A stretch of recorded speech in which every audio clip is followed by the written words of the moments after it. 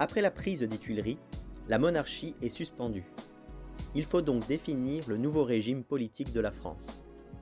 Le peuple exige alors que soient organisées des élections pour remplacer l'Assemblée nationale. Cette nouvelle assemblée, la Convention nationale, est élue au suffrage universel masculin pour la première fois de l'histoire française. Les révolutionnaires les plus pauvres sont donc représentés dans cette assemblée et vont pouvoir peser sur les décisions à venir.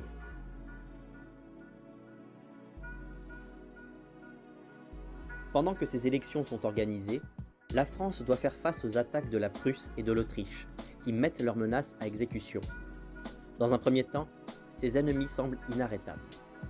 Mais miraculeusement, ils sont stoppés lors de la bataille de Valmy le 20 septembre 1792 par l'armée française, composée essentiellement des volontaires qui veulent défendre les valeurs de la République. C'est une très grande victoire pour la France. Les révolutionnaires ont les mains libres pour décider de leur nouveau régime politique.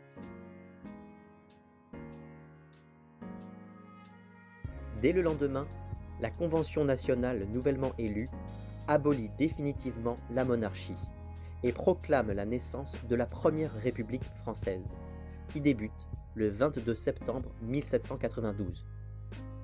Pour la première fois de l'histoire française, une république est mise en place. C'est un signal fort envoyé au peuple et au reste de l'Europe.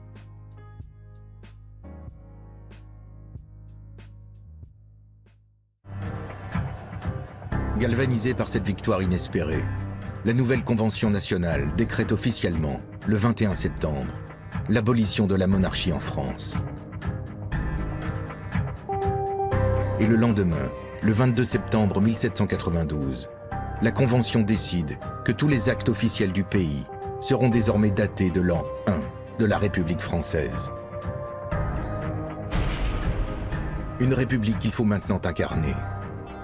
Alors l'imaginaire révolutionnaire puise à nouveau dans l'art antique. C'est une déesse romaine qui représente la liberté retrouvée du peuple. Une femme, coiffée du bonnet phrygien, et qu'une chanson occitane prénomme bientôt Marianne. La déesse Marianne, incarnation de la République, devient progressivement l'emblème du pays.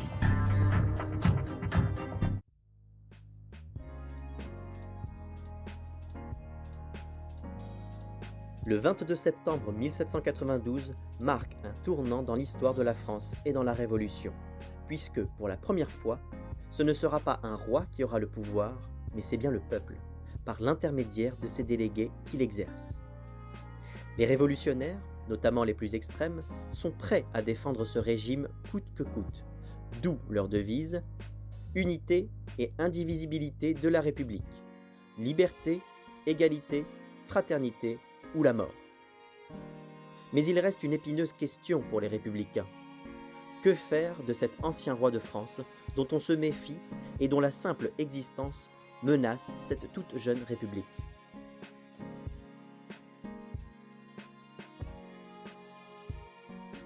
Alors que la République est encore toute jeune et toute fragile, il faut décider du sort qui sera réservé à l'ancien roi de France qu'on appelle alors de son prénom et de son nom de famille Louis Capet. En effet, il faut décider de sa culpabilité lors des événements révolutionnaires.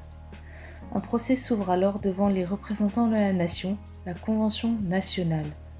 Les députés vont devoir se positionner sur ce point crucial.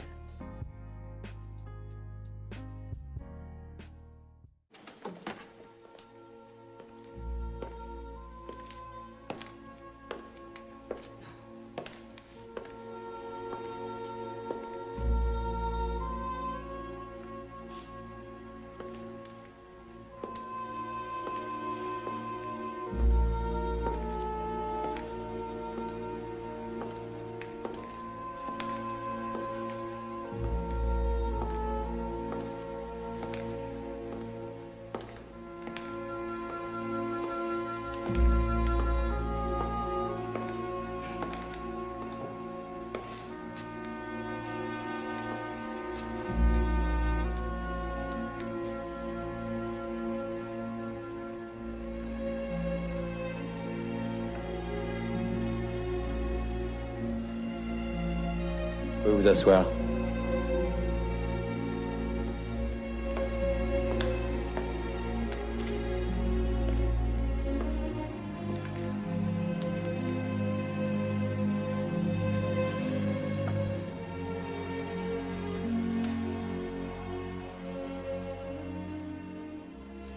La Convention nationale, en vertu de la souveraineté qui lui a été conférée par le peuple français, est chargée d'énoncer les crimes de Louis Capet. Tentative de corruption des députés, à commencer par Mirabeau. Tentative d'évasion.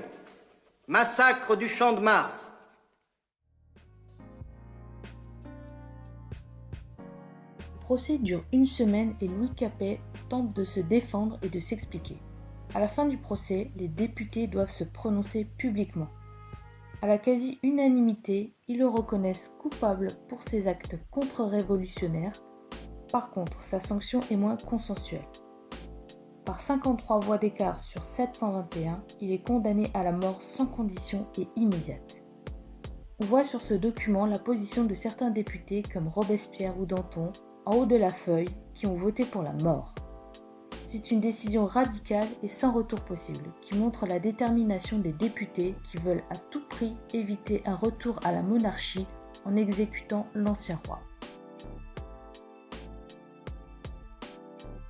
Le 21 janvier 1793, Louis Capet est exécuté à Paris, place de la Révolution, devant des milliers de Parisiens venus assister à cet événement historique. L'ancien roi de France est guillotiné. La famille royale et notamment Marie-Antoinette et le dauphin restent toujours emprisonnés en attente de son procès.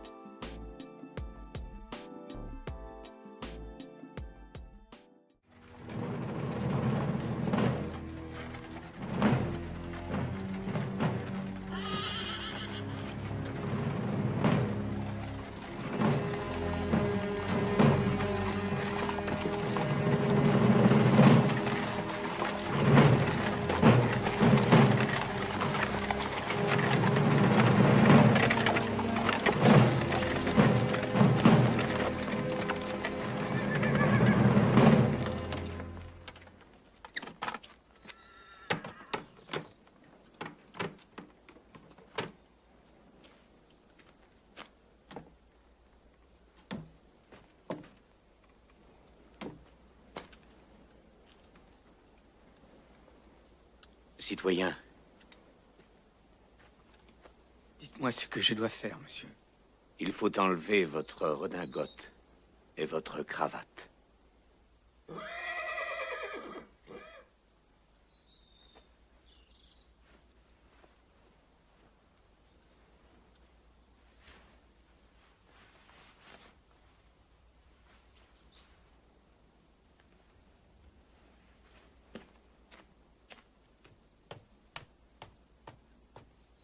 Ce n'est pas nécessaire, monsieur.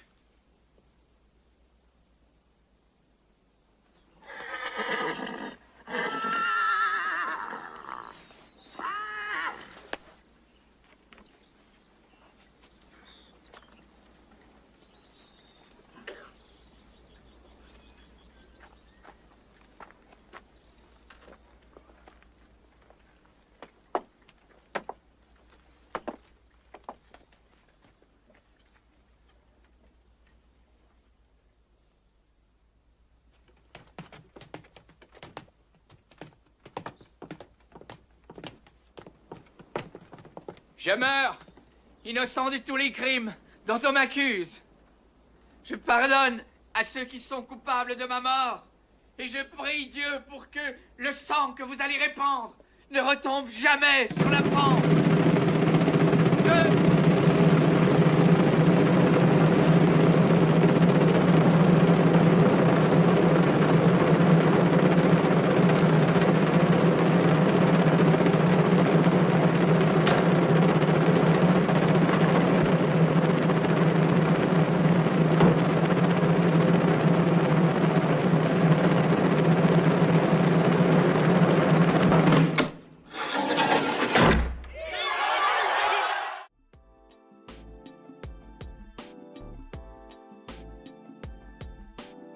Donc le sort de l'ancien roi de France est scellé, il est guillotiné pour éviter tout retour en arrière et pour protéger cette toute jeune et toute fragile République française. Toutefois, la radicalité de cette décision divise les Français et précipite la République dans une guerre contre toute l'Europe qui veut éviter la propagation de ses idéaux révolutionnaires. Cette exécution est un meurtre pour ceux qui défendent la monarchie, comme sur cette estampe anglaise.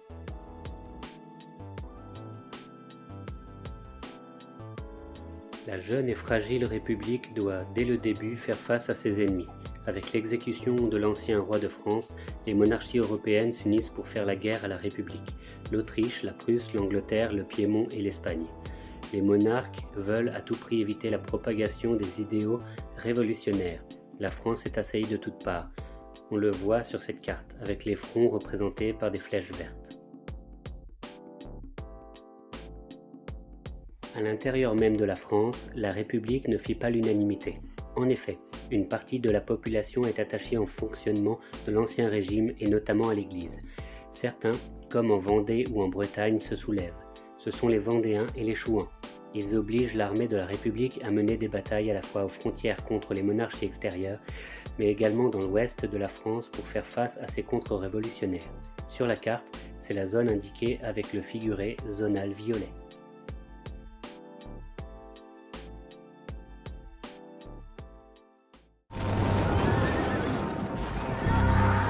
Cette profonde division entre républicains et anciens monarchistes va tout à coup se transformer en véritable guerre civile lorsqu'une rébellion armée se déclenche à l'ouest du pays, en Vendée, au printemps 1793. Si les campagnes vendéennes se soulèvent, c'est pour refuser la mobilisation de 300 000 hommes que vient d'ordonner la Convention dans tout le pays. Mais le conflit trouve en réalité ses racines dans la religiosité de paysans très pauvres qui pensent que la Révolution les a privés de leur église. Une colère utilisée par des officiers royalistes pour transformer cette jacquerie paysanne en un combat politique entre d'un côté royalistes et catholiques réfractaires et de l'autre les républicains. Les blancs, couleur de la monarchie, contre les bleus, couleur de la Révolution en armes. Désormais, les républicains vont devoir se battre à la fois sur le front extérieur, mais aussi sur un douloureux front intérieur, faisant appel à tous les volontaires.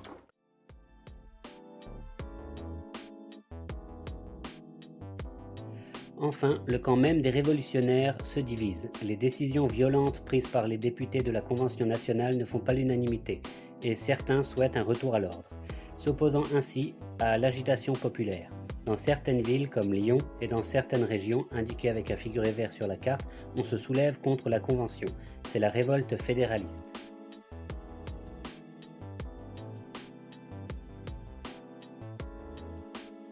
Donc, la République doit dès le début faire face à des ennemis situés à l'extérieur, les monarchies européennes, et à l'intérieur du territoire, les contre-révolutionnaires en Vendée et les Chouans, ainsi que les fédéralistes, des républicains aux idées moins extrêmes. Pour les républicains, il faut donc trouver des solutions pour maintenir cette jeune république. Or, à la Convention, ils sont divisés. Depuis la prise de la Bastille, le peuple prend une part croissante dans la Révolution. Il s'est armé et n'hésite pas à utiliser la violence pour se faire entendre du roi et des députés. À partir de 1792, on appelle sans-culottes ces Français qui défendent la République à tout prix, prêts à mourir pour elle. Ils portent les idées les plus extrêmes d'égalité, de liberté, et font pression pour les faire entendre. Ils sont à l'origine de nombreux débordements populaires.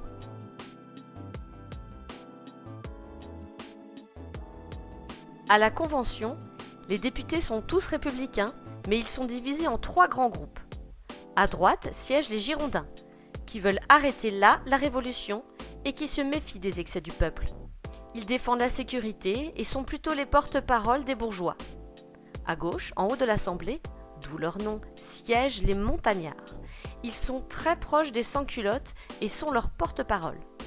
Ils veulent poursuivre la Révolution et assurer l'égalité et la liberté totale, même s'il faut pour y parvenir passer par la violence et les troubles. Au centre, les députés de la Plaine votent tantôt du côté des Girondins, tantôt du côté des Montagnards. La Convention est donc divisée.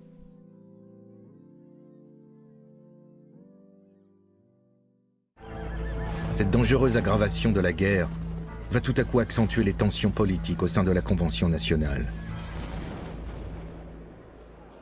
Depuis l'exécution du roi, une fracture déchire les députés, tous issus de la bourgeoisie. Ce qui les distingue les uns des autres, c'est avant tout leur conception de la démocratie, et donc leur relation au peuple insurrectionnel de Paris. À l'aile droite, les Girondins, en référence au département d'origine de certains d'entre eux, avec Brissot, Roland ou Rabot-Saint-Étienne, qui défendaient le roi et qui sont hostiles au pouvoir de la Commune de Paris. À l'aile gauche, les Montagnards, en référence à leur positionnement dans la salle de l'Assemblée, avec Marat, Danton ou Robespierre, qui s'appuient sur les sections populaires de Paris et qui n'hésitent pas à dénoncer violemment leurs adversaires.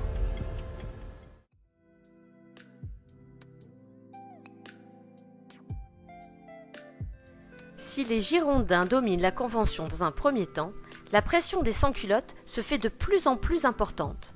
Or, Marat, un député montagnard très aimé du peuple, est retrouvé mort dans sa baignoire, assassiné par Charlotte Corday, proche des Girondins.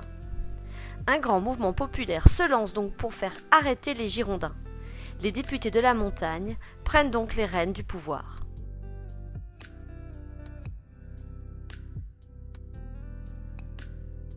Donc, plus les idéaux de la Révolution sont en danger, plus le peuple, et notamment les sans-culottes, s'investissent dans la Révolution.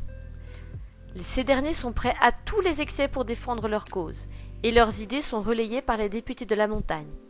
En 1793, la Convention est entièrement dominée par la montagne, qui a alors les mains libres pour imposer ses réformes.